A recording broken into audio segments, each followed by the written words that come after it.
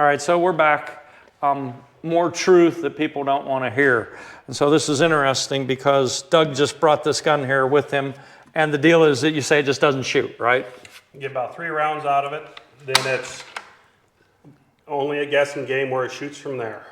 And this was a factory Remington 700, right? Factory Remington 700, 7 PRC. Did you just bolt this into this stock? That's the stock for that gun. Oh, that's the way it came? Yes. Okay, so again, I haven't even saw one of these. So it came from the factory like this. Okay, and so your question was, here, watch, I don't want to point it at you. It doesn't shoot, and your question was, you have this barrel. This is inch 250 straight. So inch 250 here, inch 250 there. And you want to put this barrel on that receiver. I am debating that, if it's worth it. Right, and so that's why we'll talk about this. You know how many times a year that I get this exact question? And it's interesting how this ties into the video Truth 1. So you know how many people have guns just like that? And we're not picking on Remington. It could be a Savage or a Tikka or any dang thing. They have guns just like that and it doesn't shoot.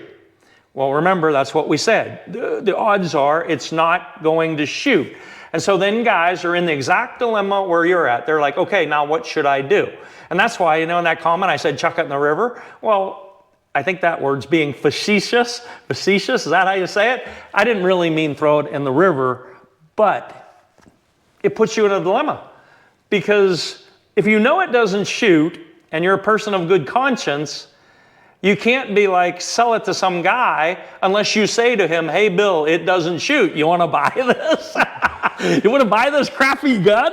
You know what I mean? So, I mean, it does. It puts you in a bad place, right? So then the other side of that is, then you call up someone like me, and I deal with this a lot. Can you fix it? That's always the first thing they say. Can you fix it? And the answer is, yes, you can fix it, but at what cost? At what cost? So if you're going to, say you were going to take this, say I was going to take this. You got a Remington 700 receiver, so it's a good receiver. But if you're going to do it, you're going to have to blueprint it. And just so for people understand what that means, you're going to have to true the face of the receiver. You're going to, at the very least, have to chase the threads. Here, pull that bolt out of there for me, Austin. I'm going to have to edit that out. I don't shoot Remingtons. There it is. Okay, hold that. No, they're hard to get out. So you're going to have to true the face of the receiver. You're going to have to chase those threads at the very least. Sometimes if you're doing it less expensive, I have a tap that will go right in there and clean those threads back up. Excuse me. You're going to have to go inside there. The actual receiver abutments that these lugs hit up against, you got to true the face of those. Then you got to true the back of these and or lap them. You have to true the face of that, of the face of this bolt, take a cut in there, and really, that's not even the right way to do it. The right way to do it is chuck this bolt. Chuck this bolt, but then what happens is, when you chuck that bolt, I just showed this the other day. You got to buy replacements, right? You got to get either replacement bolts, and really nowadays, these are PTG. The right way to go about it is to get a one piece, because remember just a little while ago, we did a video where the gun's underneath the table here, where the gun fell over and it knocked the handle off, right? Because these are silver soldered on. And that was kind of interesting, by the way. Guess what? A guy who worked at Remington called me. A retired guy, and he's talking all about how they put these on here, and that for the most part, it really isn't an issue. Like very few of them actually come off, but they do come off, right? So anyways, that is out getting TIG welded, and we might as well give that guy a plug. What's the name of that guy? Long Rifles Inc., right? Yeah. He's in South Dakota. Some guy named Long Rifles Inc. Seems like he's going to do a good job. We'll wait and see until he gets back. The man that we normally send these to, Dan Armstrong, I was a little disappointed because I'll try to just paraphrase this and be nice. He said to Vicki, I'm making $20,000 a month now welding on remote communication towers. I'm not doing bolt handles anymore. And that was it, and he hung up. Well, I didn't think, wow, that wasn't very nice, because I promoted that guy for years and used his product. Neither here nor there. So anyways, we're getting that welded on. But your decision when you go to do this is, do you mess around with this stuff? Because you still got to get a handle welded on that. Or do you just get rid of this whole thing, measure these raceways, or true them? Because see, that's a whole nother process. Here, hold this gun up, Austin. So a lot of times this raceway, the dimension, diameter, and this raceway are different. Like sometimes they can be quite a bit different, like 2 or 3 or 4 thousandths different. So the right way to do that also then is to use Iva reamer and just knock them out to the same size. So say you get them all to, I don't know what, say 705. You get them all to 0.705, then you can call up PTG and you can order an entire replacement bolt that has a one-piece handle. So it's never coming off. And then you can order it, say it's 705 here, I could order it 703. Or I could order it 704. The deal is it's going to be a hunting gun, right? Is it a hunting gun or is it a range toy Well, the point is you don't want to go too tight.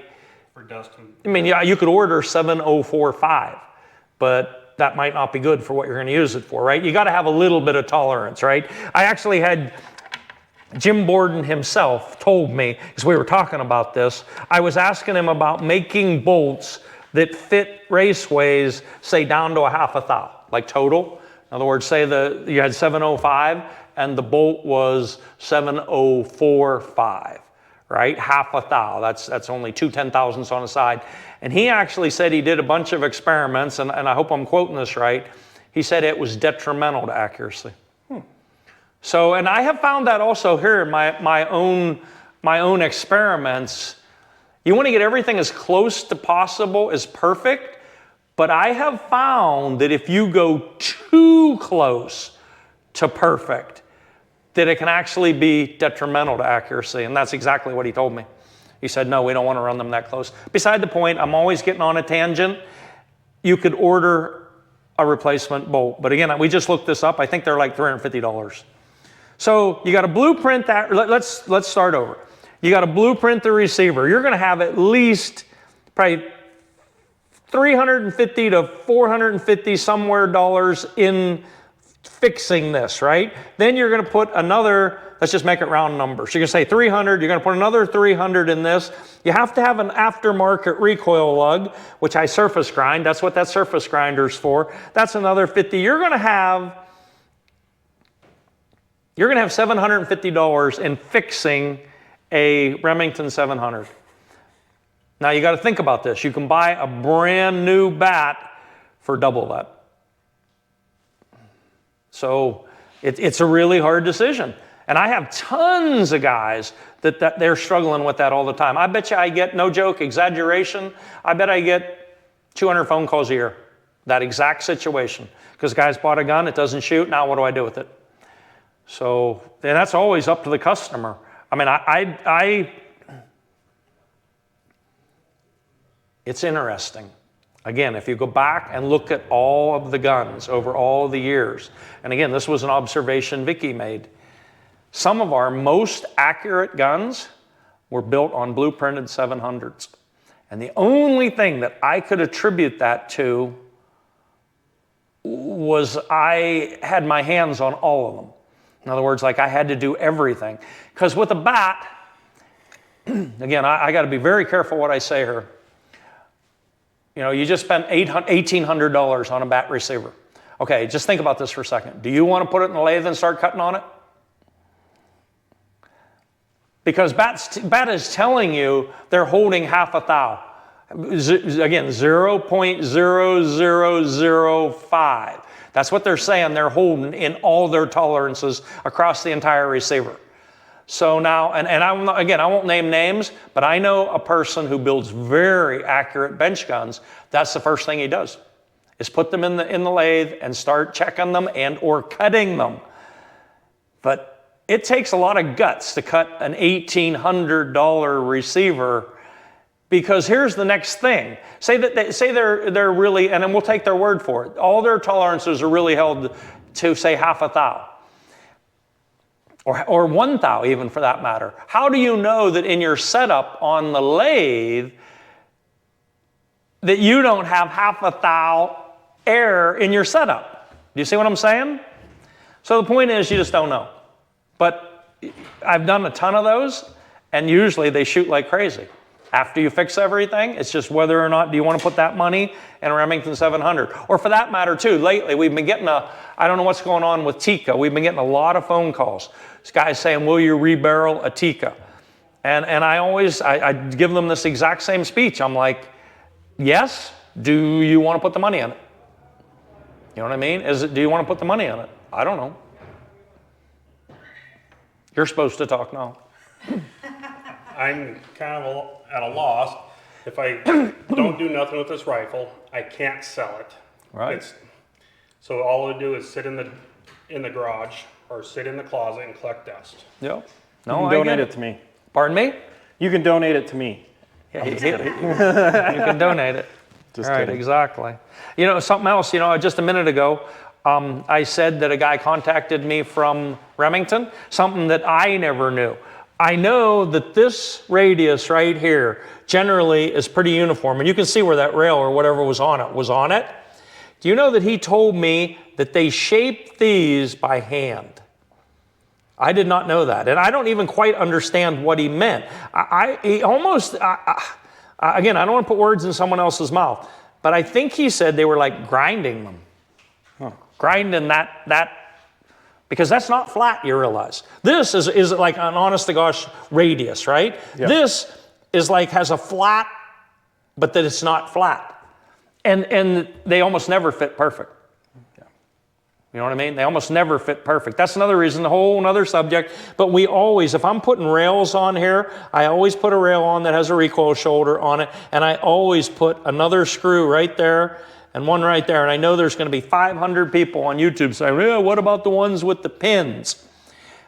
Take one of them off that has pins on it, say that was on a 300 Winchester, and look at the pins. They're deformed. What that means is it's moving. It's slamming into them pins. Well, if it's moving, it's moving. Yeah. Right? We just got done talking about that over there. You can't shoot 1/10 of an inch if something's moving.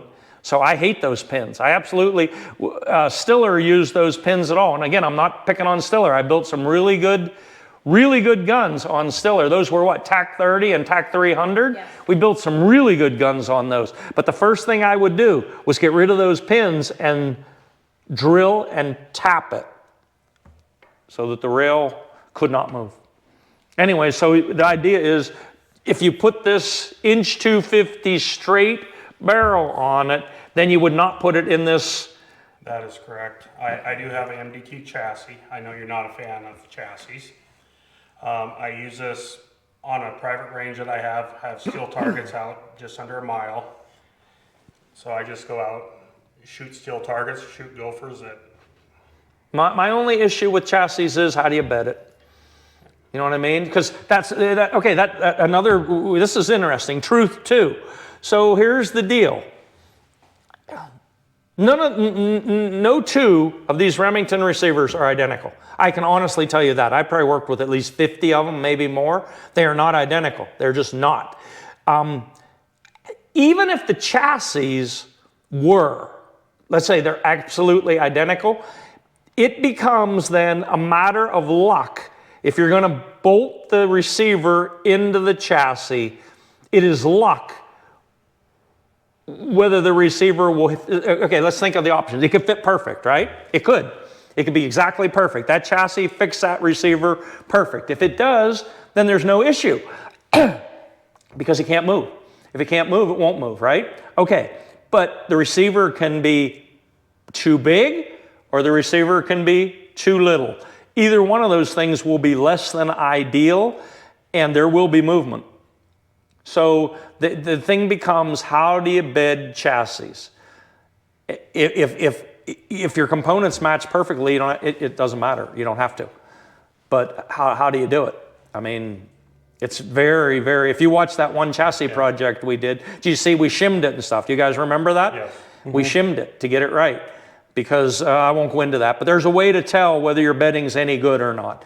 And the way it was just bolted in, it was not good. And so we shimmed it and it ended up being pretty good. And that guy, we know that guy quite well. He goes riding motorcycles with us. He lives up north. I mean, he's been shooting and it shoots good. So it's not that I hate chassis, it's that I hate the imprecision of the chassis, because that's the whole idea of bedding. The idea of bedding is to get it perfect so it can't move. So anyways, yes, the thing is, we could do this. We could blueprint it. You could buy an aftermarket bolt. You could put this on it, and then you could bolt it all in a chassis. And here's one thing that is also another truth. This is a Bartlett barrel. Again, in all likelihood, it's going to shoot pretty darn good, even if you bolt it in, unless there's gross, I don't know what word to use, misalignment. In other words, the fit is horrible. You know what I mean? Just bolting it in and really cranking it down with a good barrel, with a blueprinted receiver, it's probably going to shoot ½ inch, but you never know. If it doesn't, then how do you bed it is the problem. You can do it, it's extremely difficult. So more truth. You notice that thing is threaded on the end of it. So he's been waiting for this whole deal. So we'll talk about muzzle brakes and suppressors.